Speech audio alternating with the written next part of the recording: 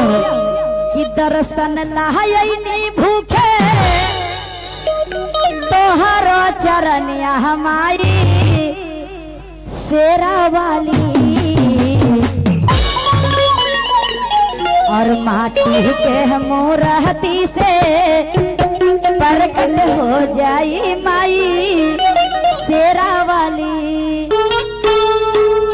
कि दर्शन लायनी भूखे माई के दरबार में चले ना कि दर्शन लायनी भूखे तोहरो दुअरिया माई शेरा वाली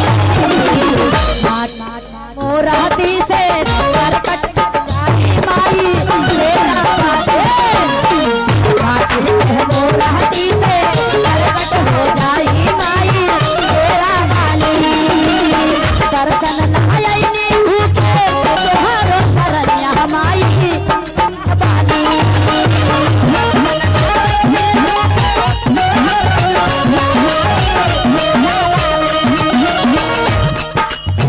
वाली मोरहती से प्रकट हो जाए हमारी सेना वाले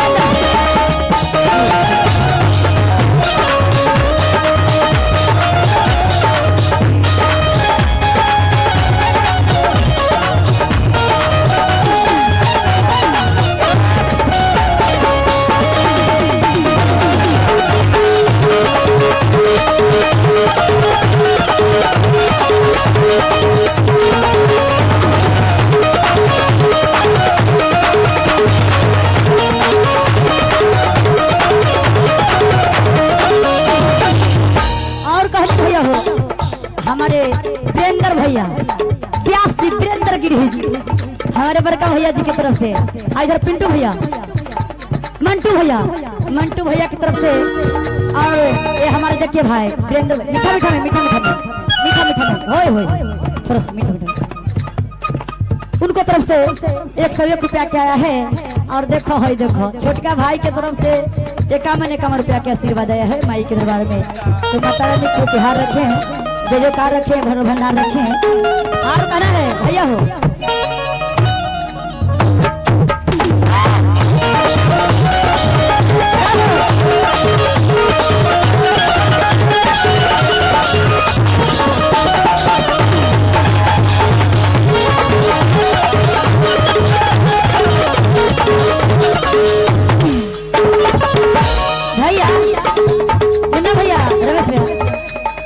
होते सबेरे सैया जई बजरिया